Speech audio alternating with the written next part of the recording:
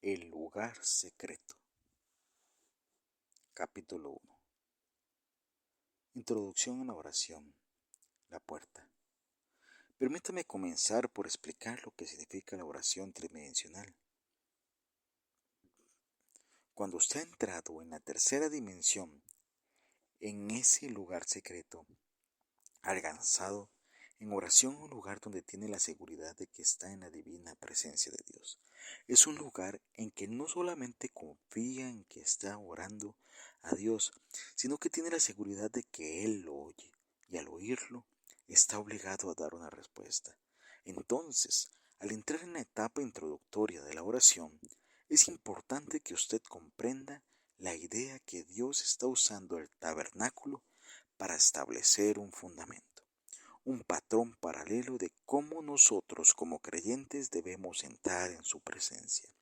Si usted volara en un helicóptero sobre la estructura del tabernáculo y quitara el techo por completo, desde el aire vería que la estructura tiene una forma de cruz.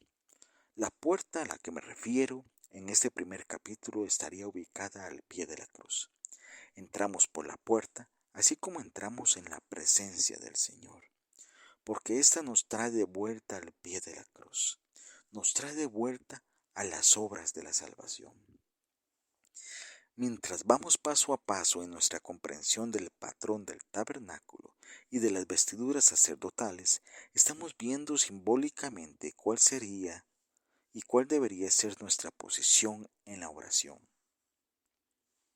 Este estudio de la estructura del tabernáculo revelará a un nivel espiritual cómo debemos presentarnos delante del Señor en oración. A medida que describo los elementos y vestiduras sacerdotales del Antiguo Testamento, quiero que aplique estas descripciones a un nivel espiritual a los elementos por los cuales pasa y las vestiduras que usted viste hoy en oración. Porque en el nivel espiritual, los sacerdotes del Antiguo Testamento y los del Nuevo Testamento, de los cuales usted forma parte si ha sido adoptado por la familia real de Dios, entran al mismo tabernáculo y usan las mismas vestiduras. Estos elementos y vestiduras no cambian simplemente por la época que haya cambiado. En lugar de eso, se transformaron de ser una representación natural a una representación espiritual. Las medidas y patrones del tabernáculo en el Antiguo Testamento eran sumamente importantes para Dios. En el libro de Ezequiel, Dios ordenó al ángel que usara una vara y midiera el templo. Instruyó al ángel que midiera cada parte de la estructura para ver si estaba construida de acuerdo con su voluntad. Asimismo, cada creyente será medido en la promesa del Señor para ver si alcanzamos la medida. No solo para ser gente que ore por sí misma, sino también para que seamos totalmente capaces de ponernos en la brecha para orar por otros. El patrón presentado aquí lo ayudará a entender que, cuando entra en oración, Dios no desea que usted vague sin rumbo en el reino del Espíritu. Quiere que sepa exactamente dónde está posicionado, porque el pueblo es destruido por falta de conocimiento. Oseas 4:6. Dios no quiere que oremos disparando al azar en la oscuridad sin saber si estamos en su divina presencia. Él no quiere que usted se pregunte si estará oyendo sus oraciones. Dios quiere que en su mente no haya duda alguna sobre si su vida tiene algo que pueda impedirle alcanzar el nivel de comunión espiritual que usted desea experimentar con Él. El patrón del tabernáculo fue establecido para que a partir de ahora pueda ver dónde está ubicado en el reino del Espíritu e identificar cada cosa de su vida que pueda estorbar en sus oraciones, para corregirla. Dios ha diseñado la estructura del tabernáculo y las vestiduras para que tengamos conciencia de dónde estamos y de cómo estamos vestidos espiritualmente, porque su deseo es que nuestras oraciones no tengan estorbo. Su deseo es que orar no sea para nosotros una lucha. Un patrón perfecto. Cuando usted va a un sastre, primero le toma las medidas y luego corta un patrón. Si lo corta según las medidas equivocadas, la prenda no le quedará. Puede ser hermosa, pero no podrá vestirla. Lo mismo sucede con la presencia de Dios. Si no ora de acuerdo con el patrón que Él ha cortado, Él no podrá participar de sus oraciones. Dios no puede tener una íntima comunión con usted en un nivel humano. Ese patrón es demasiado pequeño. El patrón de Dios para la oración nos permite tener comunión con Él en un nivel espiritual. Dios es el maestro de la oración, así que debemos usar su patrón. ¿Por qué? Porque solamente Él conoce las medidas de su espíritu. Romanos 8:27. Esto significa que debemos comenzar por entender que existen dimensiones en Dios. Para alcanzar la tercera dimensión, el lugar donde Dios oye y responde sus oraciones, usted debe empezar por buscar el diseño que Dios ha establecido, que le permite entrar en su presencia. Recibir respuestas a sus oraciones puede ser una realidad cotidiana, pero esas respuestas no vienen por suerte, casualidad o por su propia capacidad para orar, vienen por seguir el diseño. Cuando termine de leer este libro, podrá mirar atrás y recordar momentos del pasado en el que recibió respuestas de parte de Dios y reconocerá que aquellas respuestas vinieron porque oró de acuerdo con el diseño de Dios, aunque no lo supiera. Por otra parte, Dios es soberano. Puede decidir contestar una oración fuera del diseño, porque sabe cuál será su resultado. Como le dijo Moisés, Dios se reserva el derecho de actuar según el consejo de su propia voluntad. Yo haré pasar todo mi bien delante de tu rostro, y proclamaré el nombre de Jehová delante de ti, y tendré misericordia, de que tendré misericordia y seré clemente para con él que seré clemente. Éxodo 33:19. Debemos tener presente esto cuando oramos. Estamos buscando el consejo y la voluntad de Dios, no nuestra propia voluntad. Isaías 55:11 dice: Así será mi palabra que sale de mi boca. No volverá a mí vacía, sino que hará lo que yo quiero y será prosperada en aquello para que la envíe. Entonces, cuando ore, sepa que Dios es misericordioso y actúa de acuerdo a su voluntad, y aprenda cómo posicionarse para oírlo. Al buscar el diseño de Dios, alcanzará la plenitud en la oración y en la relación que Él desea. En caso contrario, su tiempo con Él será inconstante. A veces podrá tener comunión con Dios y otras se sentirá perdido en el proceso. A veces esperará resultados y otras veces no. Entonces aparecerá la frustración y quizás hasta le impida por completo orar.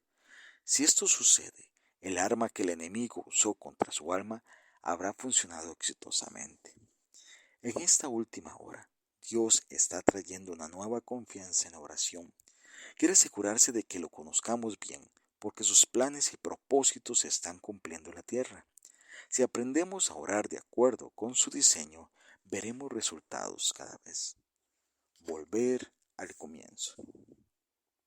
Examinemos el comienzo de este proceso. El modelo de la oración de Jesús en Mateo 6, del 9 al 13, es el comienzo de la oración, nuestra tabla de contenido divina.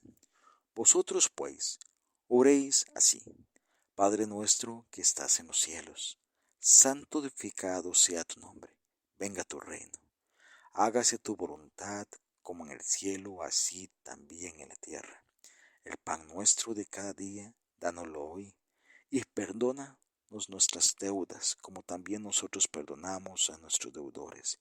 Y no nos metas en tentación, mas líbranos del mal, porque tuyo es el reino y el poder, la gloria, por todos los siglos. Amén.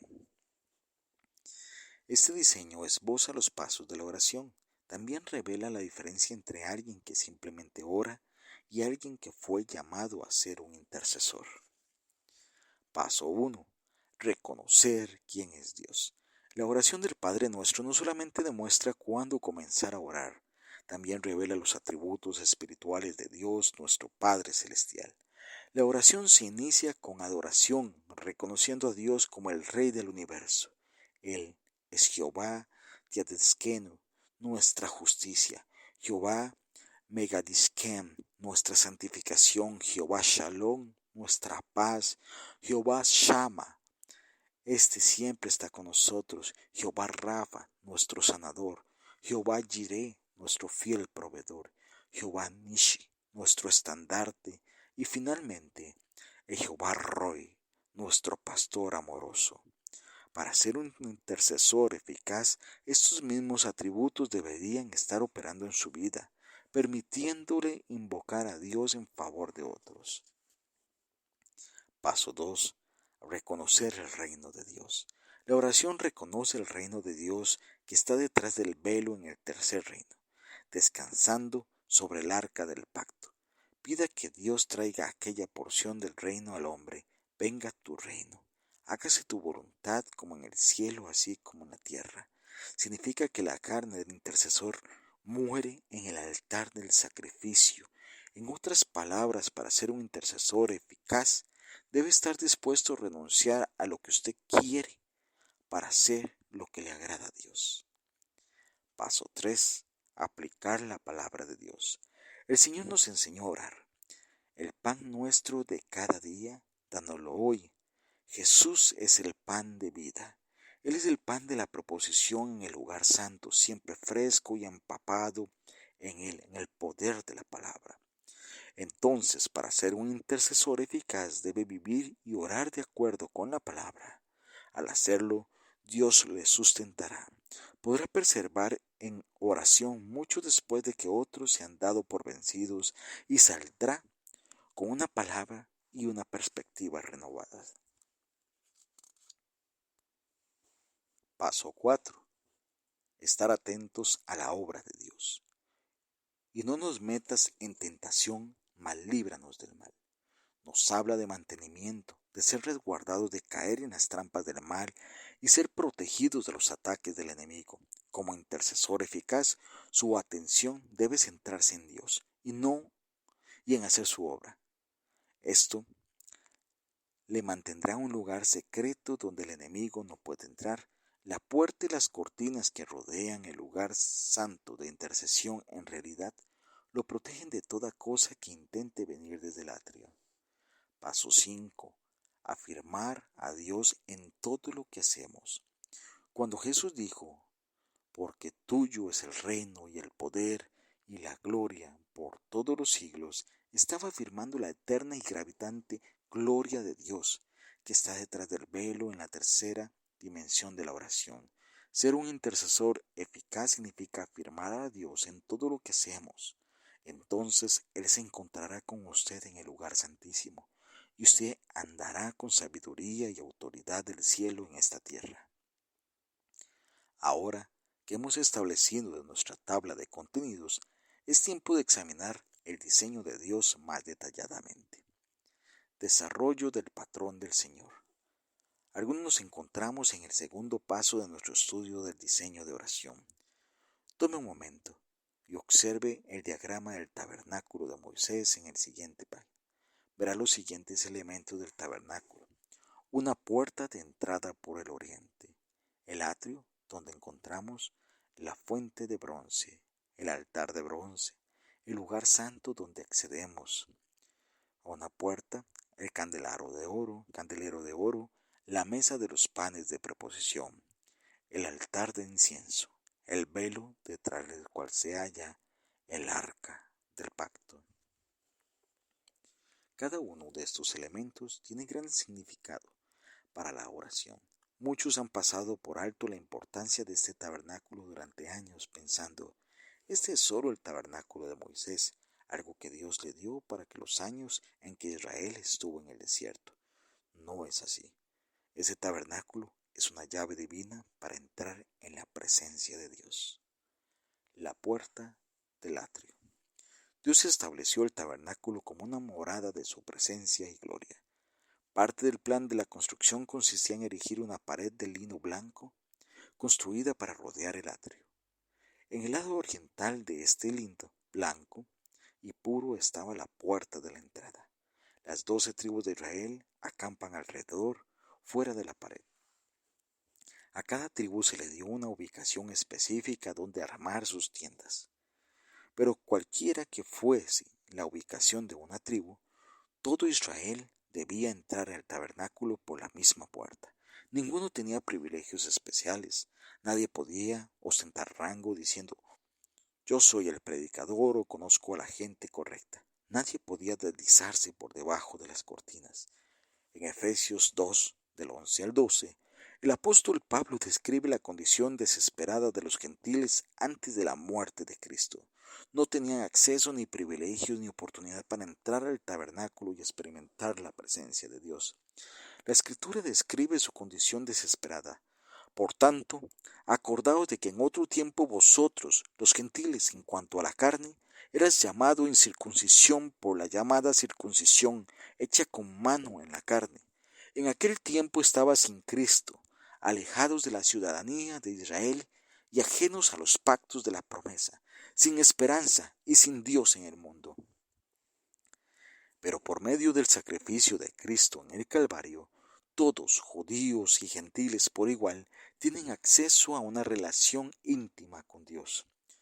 Pero ahora en Cristo Jesús, vosotros que en otro tiempo estabais lejos, habéis sido hechos cercanos por la sangre de Cristo, porque Él es nuestra paz, que de ambos pueblos hizo uno, derribando la pared intermedia de separación, aboliendo su carne las enemistades, la ley de los mandamientos expresados en ordenanzas, para crear en sí mismo de los dos uno y un nuevo hombre, haciendo la paz y mediante la cruz reconciliando con Dios ambos en un solo cuerpo, matando en ella las enemistades, y vino y anunció las buenas nuevas de paz, vosotros que estabais lejos, a los que estaban cerca, porque por medio de él los unos y los otros tenemos entrada por un mismo Espíritu el Padre. Efesios 2, del 13 al 18. Cuando eso tuvo lugar, se declaró que ya no había más desesperanza de que se le negara el acceso a la puerta. Cuando los israelitas se acercaban al tabernáculo por medio de estas cortinas blancas, esas simbolizaban la entrada a la justicia de Dios. De la misma manera, espiritualmente hablando, al entrar en oración, usted debería comenzar a examinarse a la luz de esta cortina blanca y pura. Al mirar este lino, debe recordar que su vida no se compara con la pureza de la pared que rodea el tabernáculo, que simboliza la justicia de Dios. Isaías 64:6 describe la enorme diferencia entre nuestros mejores intentos de ser humanamente buenos y la asombrosa justicia de Dios cuando dice, si bien todos nosotros somos como suciedad, y todas nuestras justicias como trapo de inmundicia, y caímos todos nosotros como la hoja, y nuestras maldades nos llevaron como viento. Si usted camina alrededor del perímetro completo de la blanca pared de justicia, reconocería que nunca podría haber llegado a ser tan puro como aquellas cortinas, fuera de la justicia de Dios.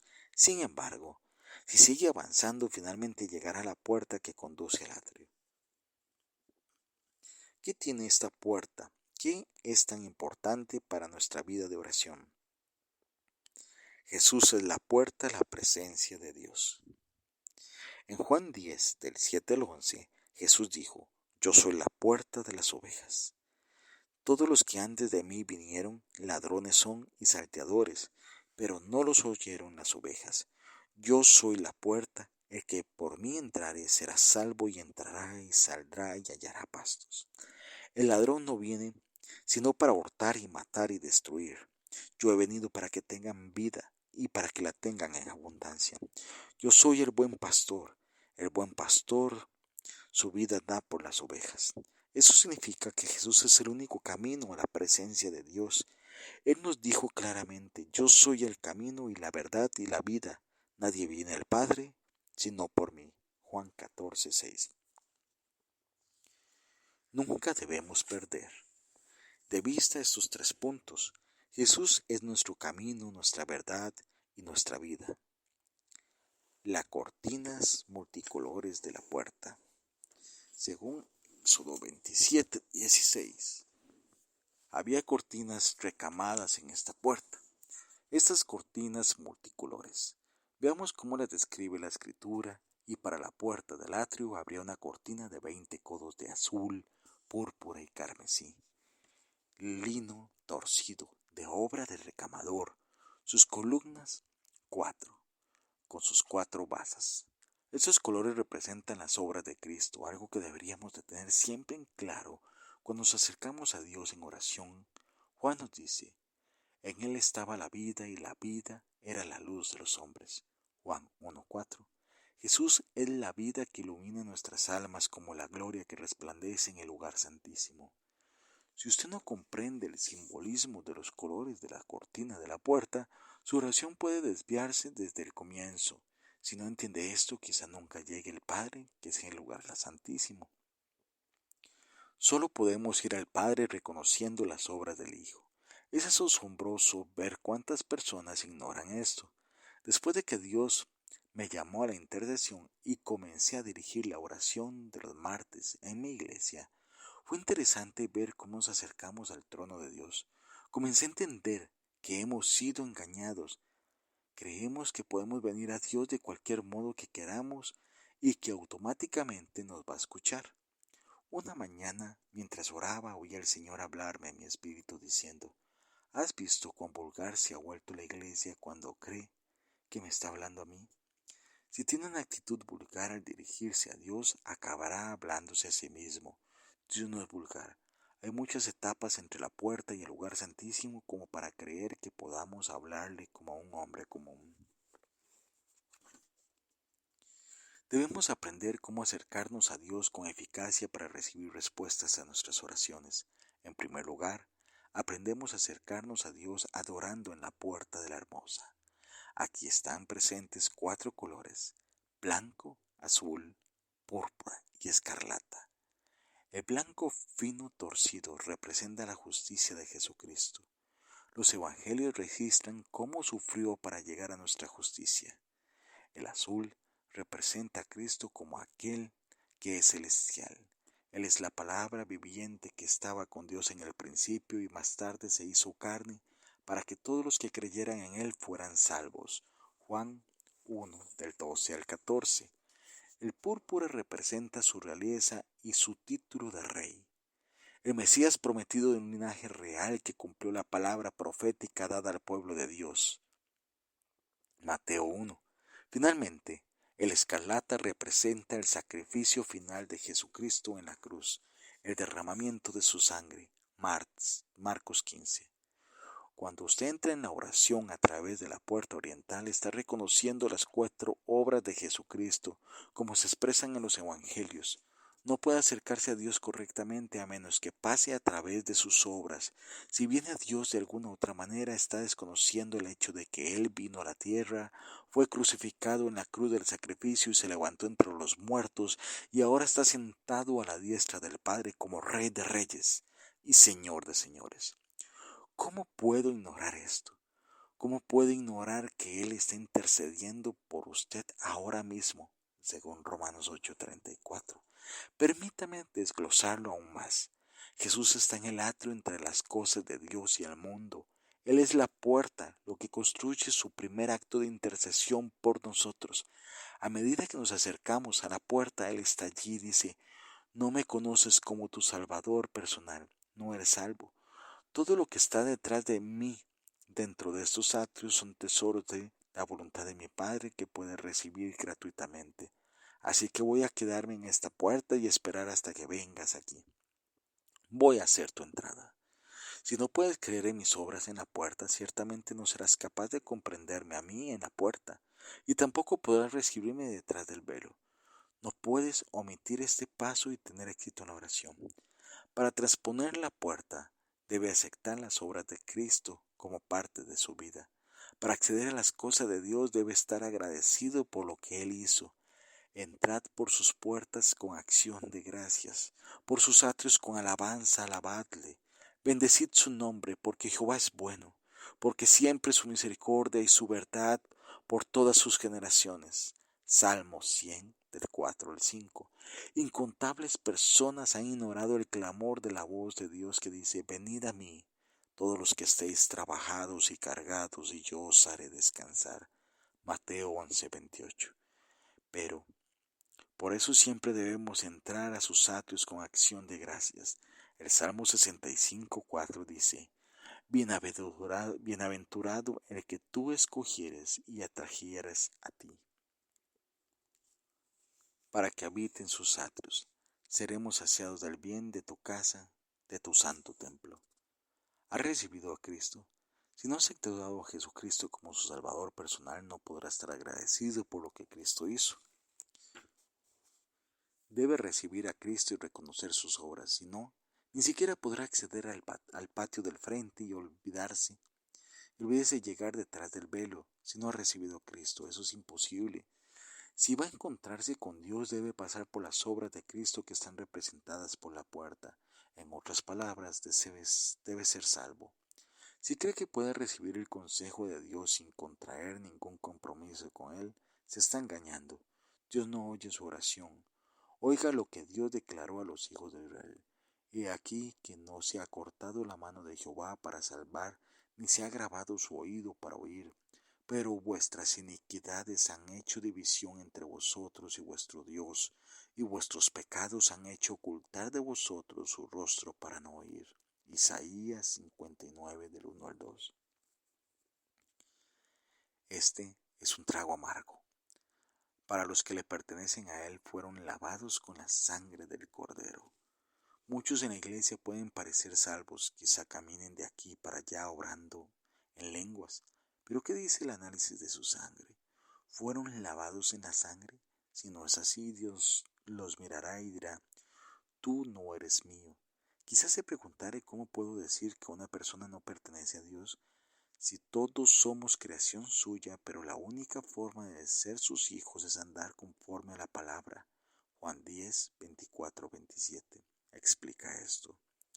Y le rodearon los judíos y le dijeron, ¿hasta cuándo nos turbaréis el alma? Si tú eres el Cristo, dínoslo abiertamente. Jesús le respondió, os lo he dicho y no creéis. Las obras que yo hago en nombre de mi Padre, ellas dan testimonio de mí, pero vosotros no creéis porque no sois de mis ovejas. Como os he dicho, mis ovejas oyen mi voz y yo las conozco y me siguen. Quiero hacer una pregunta. ¿Oye Dios realmente la oración de un pecador? Según la Escritura, Él oye la oración del arrepentimiento del pecador. Lucas 5:32, Hechos 2:21. No es posible acercarse al trono de Dios como un pecador ignorando las obras del Hijo e interceder a favor de otro. No puede suceder, pues esto quebranta su diseño. Sí, en Hebreos 4:16 dice, acerquémonos pues confiadamente al trono de la gracia. Sin embargo, el versículo 16 sigue al 14 que dice claramente, por tanto, teniendo un gran sumo sacerdote, retengamos nuestra profesión. Usted puede acercarse con confianza al trono de la gracia, pero únicamente por medio del diseño de las obras consumadas y perfectas de Jesucristo. Cuando Jesús dijo, yo soy el camino, la verdad y la vida, estaba marcando el camino hacia la oración eficaz. La puerta es el camino, el lugar santo es la verdad y la vida resplandece por medio de la luz perfecta de Dios en el lugar santísimo. Una vez que haya llegado a la puerta hermosa y pueda ver lo que hay más adelante en el atrio, no se apure. Tome su tiempo en esta puerta, porque va a encontrarse cara a cara con Jesús. A medida que avance en su oración, cuando entre en cada nuevo nivel, se volverá a encontrar cara a cara con Él. Verá los mismos colores en la puerta del lugar santo y en el velo que conduce al lugar santísimo. Para cada nivel de oración será requisito las 4 obras de Cristo, dándole de esa manera acceso a un nivel más profundo en Dios. El sumo sacerdote perfecto. ¿Por qué era necesario que Jesús se convirtiera en nuestra puerta? ¿Por qué predeterminó Dios sus obras y eligió esos colores? En el Antiguo Testamento Dios eligió y calificó a los sacerdotes de acuerdo con la ley que reveló a Moisés. Estos hacían un lugar esfuerzo para mantenerse consagrados según esta ley. Sus propias vidas dependían de ello. Pero aunque se esforzaban en gran manera para cumplir todos los requerimientos de la ley, no podían alcanzar la perfección. Hebreos 7:11 nos dice, Si pues la perfección fuera por el sacerdocio levítico, porque bajo él recibió el pueblo la ley, ¿qué necesidad habría alguno de que se levantase otro sacerdote según el orden de Melquisedec y que no fuese llamado según el orden de Aarón? En el orden sacerdotal de Aarón, los sacerdotes finalmente morían porque eran humanos. Esta era la única forma de cambiar el orden del sacerdocio. Incluso en nuestros días hemos visto recientemente que la muerte del Papa Juan Pablo II ha generado algunos cambios en el sacerdocio.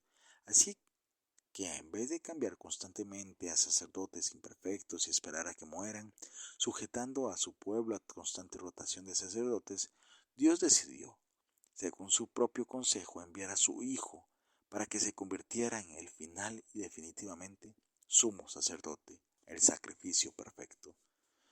Porque es perfecto, Jesús no necesitó oficiar en el altar como un sacerdote terrenal, traer madera ni hacer las demás tareas para preparar las ofrendas quemadas, porque cambiando el sacerdocio necesario es que haya también cambio de la ley, y aquel de quien se dice esto es de orativo, de la cual nadie sirvió en el altar.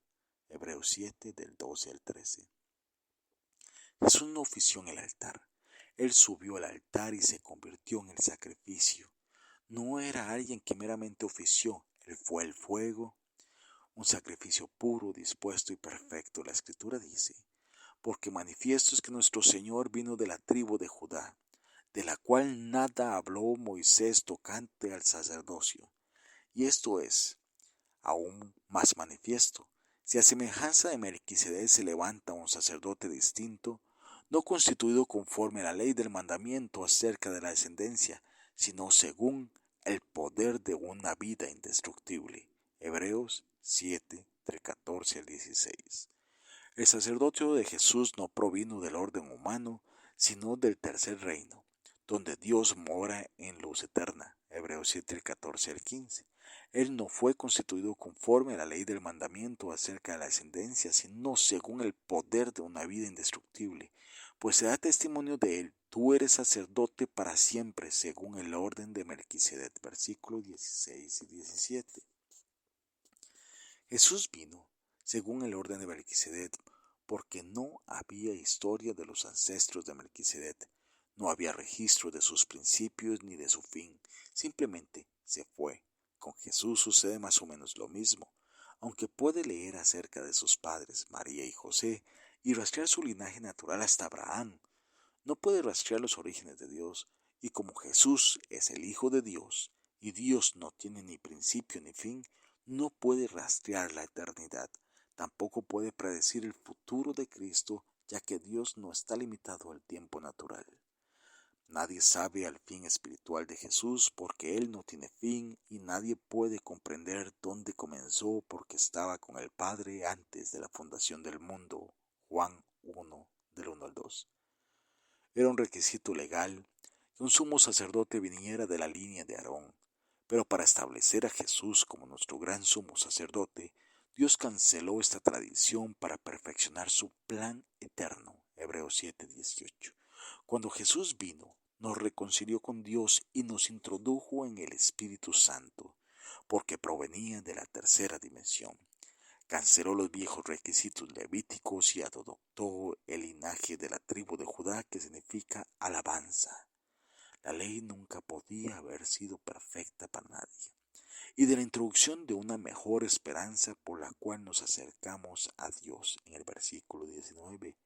Como puede ver, el propósito de Dios al cancelar el viejo orden era darnos una oportunidad de acercarnos a Él, no simplemente sentarse en la iglesia y repetir el Padre Nuestro, pensando que ya hemos llegado.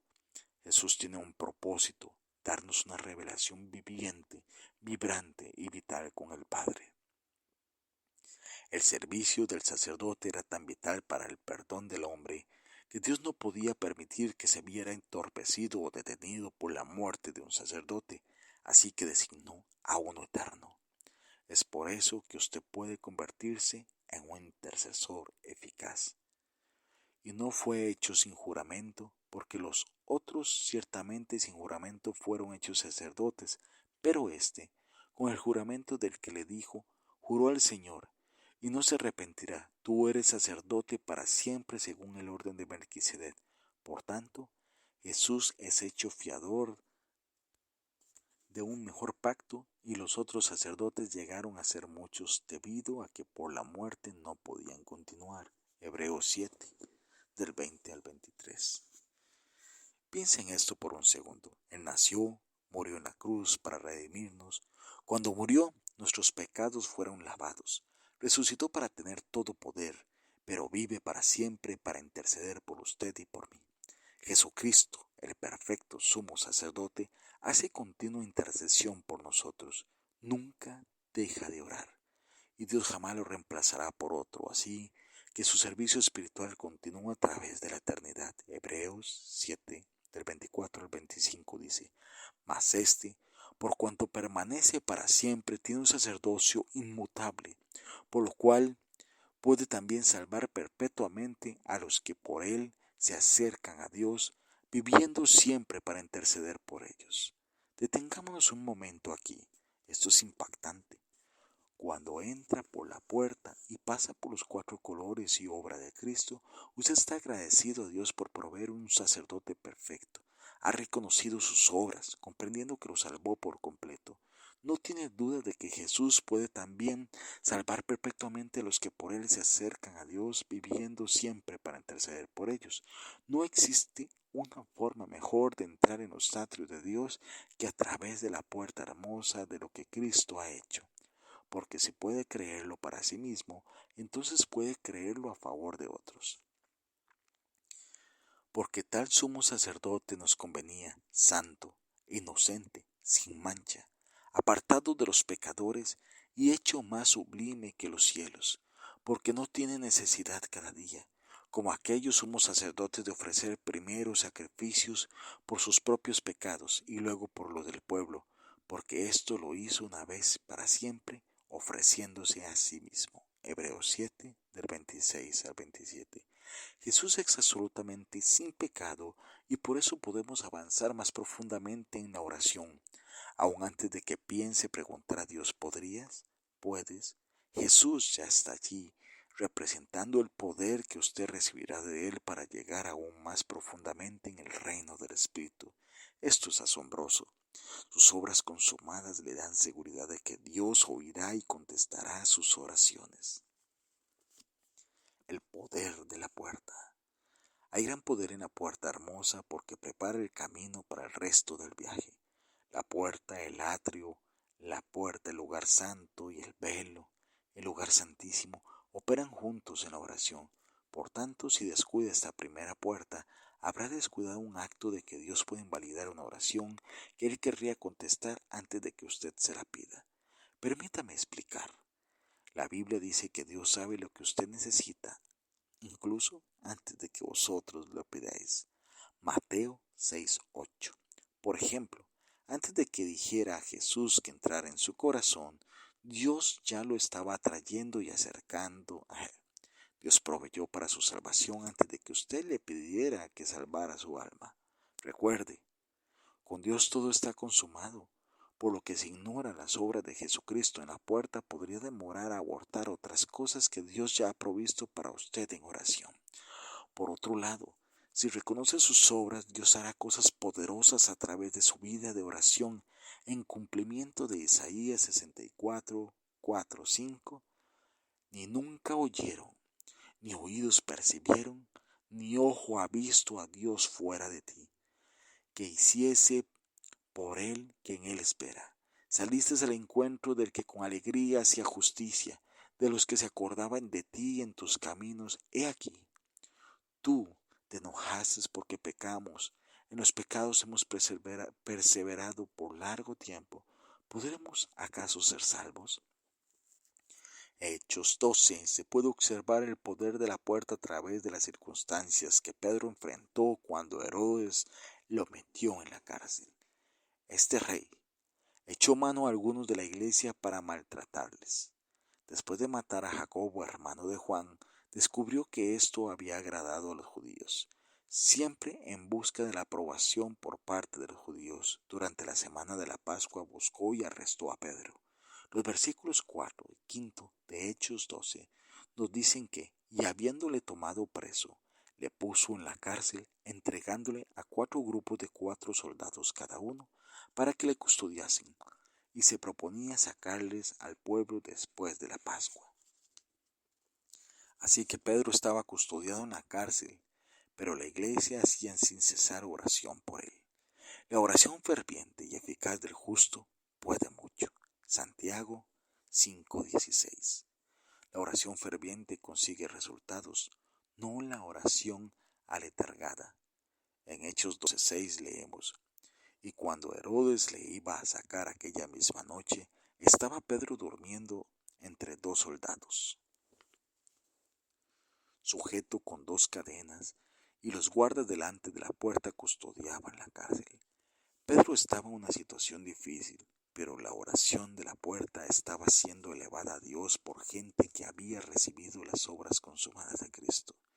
En el versículo 7 vemos el efecto casi instantáneo de esas oraciones de la puerta. Y he aquí se presentó un ángel del Señor, porque de pronto apareció el ángel. Fue por la oración ferviente, persistente y eficaz. Y una luz resplandeció en la cárcel.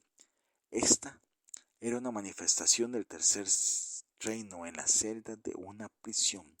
Recuerde, los ángeles descienden y ascienden al trono de Dios en la tercera dimensión o tercer cielo. Entonces, cuando vienen a la tierra, la luz divina y el poder sobrenatural vienen con ellos. El versículo continúa: y tocando a Pedro en el costado lo despertó diciendo: levántate pronto. Y las cadenas se le cayeron de las manos. Cuando Dios le quita sus cadenas, todo lo que usted tiene que hacer es levantarse. ¿Por qué? La oración a su favor ya fue ofrecida ante Dios. Ya está acabado. Únicamente tiene que recibirla y seguir adelante. Le dijo el ángel: cíñete y átate las sandalias. Y lo hizo así, y le dijo: envuélvete en tu manto y sígueme. Y saliendo le seguía, pero no sabía que era verdad lo que hacía el ángel, sino que pensaba que veía una visión. Esta es la clase de cosas que Dios planea hacer por nosotros en la oración, cosas espontáneas y milagrosas. Cuando seguimos el diseño de Dios, pensaremos que estamos viendo una visión o un sueño cuando venga la respuesta. Pero lo que sucedió después confirmó que la experiencia de Pedro no era una visión, era la respuesta milagrosa a la oración de la puerta de los cristianos.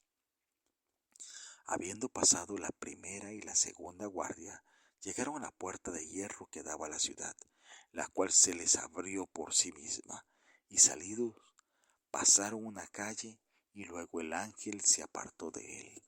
Entonces Pedro, volviendo en sí, dijo: ahora entiendo verdaderamente que el Señor ha enviado a su ángel, y me ha librado de la mano de Herodes y de todo lo que el pueblo de los judíos esperaba. Y habiendo considerado esto, llegó a casa de María, la madre de Juan, el cual tenía por sobrenombre Marcos, donde muchos estaban reunidos orando. Hechos 12, del 10 al 12. Pedro pasó a través del tercer cielo por recibir lo que Dios había provisto para él por medio de la oración. No olvidemos la razón por la cual lo habían arrojado a prisión. Había servido fielmente al Señor, por lo que estuvo bajo persecución. Hechos 12:1. Pedro y los demás que estaban orando por él habían aceptado las 4 obras de Jesucristo, por lo cual el camino ya estaba preparado. Dios lo trasladó a través del tercer cielo, la entrada, la puerta y el velo, y lo libró de las cadenas. Repasemos. Jesús dijo: yo soy el camino, y el camino es la puerta oriental. Toda obra puerta debe sujetarse a la puerta, o sea, Cristo. Al reconocer las obras de Cristo, usted está desatando poder sobrenatural para el futuro. Así que cuando el enemigo venga contra usted, Dios revelará el camino de escape. 1 Corintios 10:13. Recuerde, ya está allí. Jesús abrió el camino con la cruz. Si está intentando obtener un trabajo o iniciar un negocio, pase por la puerta. Si necesita un pasadizo para entrar a una ciudad o quizás un préstamo de un banco, la puerta, el camino ya está allí. Cuando pasa por esa puerta, todas las demás deben abrirse por su propia voluntad. Cuando da ese primer paso, pasa a orar por medio de Jesucristo, ya tiene disponibles todo lo que necesita. Solo debe cumplir el patrón para ver el resultado final. Sea que esté entrando en la justicia de Dios por primera vez o avanzando en su oración hasta el lugar santo, debe pasar por la puerta de Jesucristo. De cierto os digo, yo soy la puerta de las ovejas. Juan 17. Aun cuando se prepara para entrar en el lugar santísimo, debe pasar a través del velo de las obras consumadas de Jesucristo en los 4 evangelios. No hay atajos hacia la oración eficaz.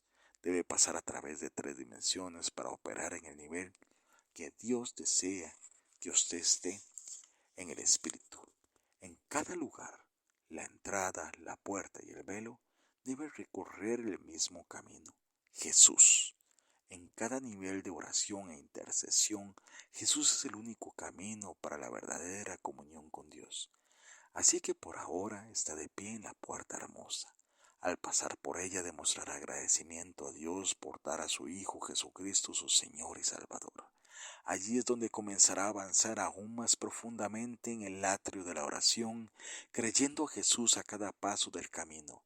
Él dijo, de cierto os digo, el que en mí cree, las obras que yo hago, Él las hará también, y aún mayores hará, porque yo voy al Padre. Juan 14, 12. Hacer lo que Cristo hizo significa proseguir hacia las cosas de Dios, avanzar en el atrio hasta la fuente de bronce y después hasta el altar de sacrificio.